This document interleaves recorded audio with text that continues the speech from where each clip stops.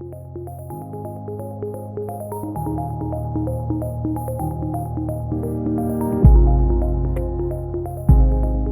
everybody, I'm Mike. Welcome to Newbie Thrift. In this week's episode, I thought it'd be a good idea to go over some of our previous sales from the last couple of weeks, and we're going to talk, Rob will talk a little bit later with one of our friends about thrifting and his experience, so let's get to it. In the last few weeks, we sold several unique items, and I thought it'd give you a good idea of what to look for when you're going on your thrifting shopping. So let's get started. The first thing is probably one of the more profitable items we made in the last couple of weeks, and it's this set of Callaway XJ Series Junior Golf Clubs. Found this at a Goodwill with taxes and fees. It ended up being close to $52. Listed them for $139.99 with $29.95 shipping, and if I'd watched my video on shipping, I would have realized I underestimated the shipping. But these sold within a day for the full $139.99. The problem was that I'm on the East Coast and the person that bought them was on the West Coast, and so shipping ended up being closer to $48, but I still cleared about $50 on this one. Was hoping for more, but that's where shipping can get you sometimes. The next one, if you watch some of the other videos, you see that I really focus a lot on puzzles. They're really cheap. It's a cheap way to get into thrifting. And this puzzle is a White Mountain, Mount Washington Valley puzzle. Bought it for $1.99. And what's interesting about this, I had it listed, and one of the things we've struggled with is whether to list it as buy it now or to do it as an auction. And if the difference is, if you think the price is you're going to get more than just the standard amount, you do it as an auction. If you think it's going to be something that you're going to sell and there's lots of similar items, you do it as buy it now. So in this case, I listed this puzzle for $13.99. It ran for a week, did not sell, so I relisted it. Another week, did not sell. The third week, I dropped the price to $12.99. And I lucked out because I had 3 watchers. They all got in a bidding war in the last 5 minutes of the puzzle listing and of the auction, and it ended up selling for $27.57 with $9.99 shipping. So I cleared $25 on this used puzzle. So those are really highly profitable items that you can get the most bang for your buck for. So next up is this BMW advanced battery charging system. Found this at a Goodwill. Didn't really understand what it was when I first looked at it. I scanned it, picked it up for $8.99, saw the comps were going for upper 40s. Sold it about 3 weeks later for $42.95 plus $14.79 shipping. Shipping wasn't quite that expensive, so I ended up clearing after taxes and fees about $32 on this one. And next up is one of the more unusual items. I found this at a Goodwill. It's a Kodak M85 Super 8 projector. And so these are tricky because you never know if they're going to work. You look at them in the store, but you can't really test them out. And with this one, I didn't have any Super 8 videos to test out with it. So I listed it. I did check the lamp and to make sure it turned on and made sure the lamp worked. Paid $18 for this one. So I looked at comps and I listed it for $42.95 with $19.49 shipping.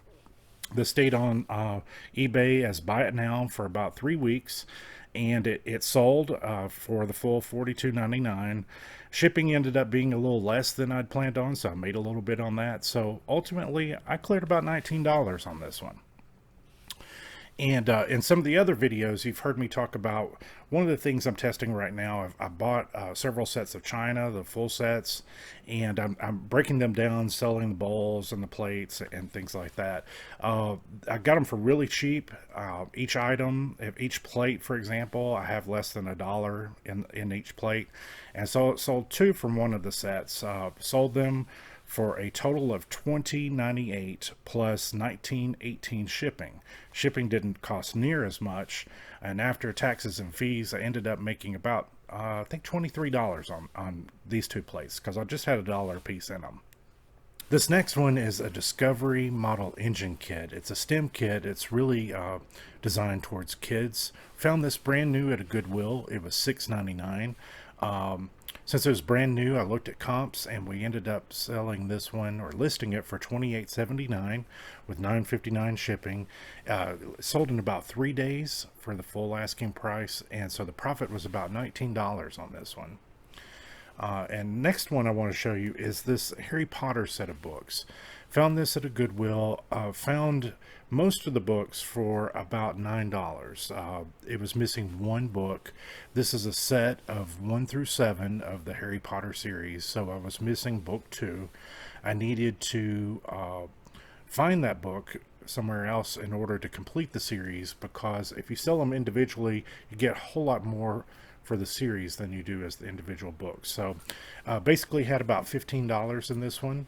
I sold the whole set listed it for $38.99 with $9.79 shipping, and it sold at full price. So my profit on this one was $21. Wasn't so bad. And the next one up is this Ravensburger London Looking East puzzle. You saw this one in one of the earlier videos when we found it. This is another one that, since it's a puzzle, it made more sense to list it as an auction versus listing it as buy it now. So I had $1.99 in this one. As you see, it went for $18.99 plus $9.99 shipping. I'm going to turn it over to Rob and our friend Tony to talk about their thrifting experiences, and we'll see you back. Hey everybody, this is Rob from Newbie Thrift, and I'm here with my friend Tony, and he's really into thrifting as well. So we're just gonna talk about some of the stuff that he looks for when he goes out, and just see where we go with it. So, Tony, where do you like to go thrifting? Where don't I like to go thrifting? I like to go to the popular places like Value Village, Salvation Army. Okay. Of course, the Goodwills are everywhere. They're in abundance. Right. So I like to hit them all, just to randomly. Yeah, Tony was the one who rounds. kind of told me about Value Village. Before, I was pretty much just doing the Goodwill rounds, but he told me about, it's another chain thrift store called Value Village, but and they work the same way as Goodwills. Like, they have certain colors that are 50% off every week. So yeah, check it out. If you're into going to Goodwills, I would add Value Villages to that. I'm not sure where you live, if they have Value Village or if it's just a southern chain. I'm not quite sure, but definitely check it out. So what do you think are some good days to go thrifting? Well, depending on your work schedule, for me, I can get away easier on the weekend. Okay. So I know that during the week, if you know when they're getting their trucks, I guess that's the best time. But it really is hit or miss, and Okay. it's when they're going to be, not only when they get their trucks, but when they're putting stuff out. Right. But isn't that just kind of random all the time? Like, Yeah. you just, like you said, hit or miss. I know for me, I tend to try to hit Goodwills like on a Sunday morning when they open, because that's when the colors change for what's on sale that week. So, Sunday morning at Goodwill, you can find a number of people like actually waiting for the doors to open. But you can also, I've found good stuff on a Tuesday, on a Thursday, but actually weekends are my worst time. Like, it's just too crowded and it's usually picked over. So I don't know. I mean, maybe some of the places you go to are fine because you're so big, but at least on the south end of Atlanta, the weekends are probably the worst time for me. Yeah, yeah. And I have to give a shout out to Lost and Found Thrift. They are part of the Lost and Found organization, charity that provides housing to homeless youth. So I really prefer to go there, especially if I'm donating stuff. I really prefer to go there and support them and keep that kind of keep it local. And they support a really good cause. So Cool. and they definitely have a great variety, and it changes virtually every week. So And then I think, didn't you also mention like kind of professional type books, like business books and things like that? yeah, different software that you might be trying to get certified in, or programming software. Just business process books, really, anything business or academic related that you need to brush up on, you might find it there. Yeah. So we talked about, going thrifting, what kind of places to look for, what kind of things to look for. Let's talk about eBay a little bit. I know we've mentioned before that we've both had a few issues with eBay, and there's some things that are scary about eBay that kind of can steer people away. So what are some things that you've run into that, you want to let our viewers know about? Yeah, I've sold a few things on eBay, and I've had some good luck with it, selling pretty fast. I priced it right, and I guess, and it sold relatively quickly. And then, every once in a while, you'll get the people that will try to, they want you to, they message you, and then they want to like take the transaction offline, and that's always a huge red flag, and that's what this system is for, to protect the buyer or the seller. So I'm just a little disgruntled at that, but I guess it's just the way of the world. You're going to have to take the good with the bad. But yeah, anytime they're trying to get you to communicate with you outside of the platform, it's always a bit of a red flag. It should be a glaring red flag. And so like they're trying to pay you offline, like instead of through eBay? Anytime they're like, I need you to text me, and so now they want my phone number. And there's a lot of buyers on there that are probably selling counterfeit merchandise, and you got to be careful about that. Yeah, anytime you're selling on eBay, I would just say there's plenty of protections in the eBay system. So there should be no reason why anyone should take it offline. Because as a seller, you want that, seller's protection. Actually Mike just recently had someone that wanted to buy something and said, "Oh yeah, I just purchased it from you, but the address in my account was wrong. So can you send it to my new address?" And so I just thought that was a little strange, but we didn't really think anything bad of it, and it probably wasn't a bad thing. But then I started reading articles, and people were saying that, "Oh yeah, that's kind of a scam, because now all they have to do is say, I never received it at this address." And you can say, "Oh, well, you told me to send it to this other address, but that address is not in eBay." So then you're going to have to take the loss, because they're going to ask for a refund and say they never got it when you really sent it to the address they wanted to. So yeah, there's some things that are a little scary, but honestly, it's a pretty good system though, right? Like, yeah, and eBay protects the buyers too. Yeah. They have eBay buyback protection and all that. So I've definitely used the buyback protection before, and it was for something that ended up, it wasn't what they said it was. They said it was brand new. It ended up not being brand new, and the merchant didn't even ask. I wasn't even asked to send it back. So not only did I get my money back, but I got to keep the item, although I was perfectly willing to give it back. Yeah. But I was never asked to ship it back. Provided any instruction to ship it back. Was it expensive, or was it? No, it was it was like a sweatshirt. It was like that's probably why, because as a seller myself, if it's a cheap item that I've sold and there's a problem with it, like it was damaged in the mail or something like that, I'll usually just give the buyer a refund and not ask for the item back, because I actually have to pay for that shipping back as the seller.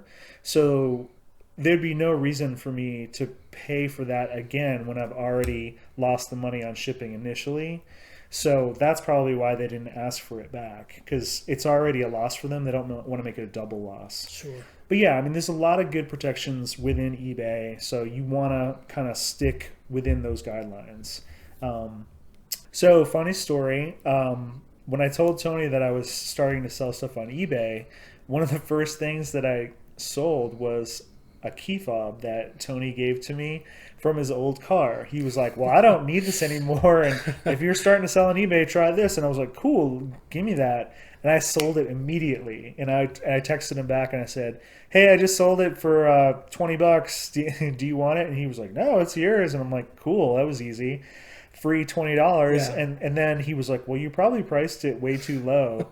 And I'm like, well, you want to price things for sale. Yeah. You don't want to price things too high and have them sitting around forever.